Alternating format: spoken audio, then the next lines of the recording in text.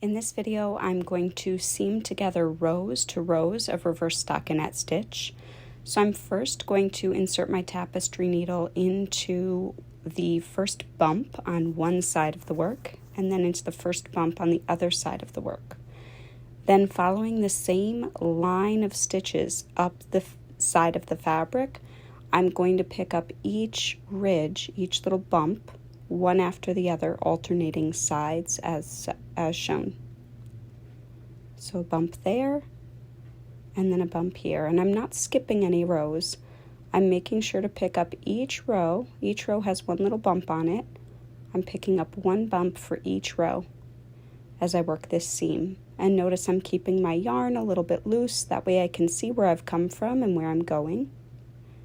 And every maybe inch or so I'll pull tight. You'll see me do that in a minute. But I'm just picking up these little bumps, one on each side for every row that I worked. And then I'm going to pull tight. You'll see that beautiful seam. Happy seaming!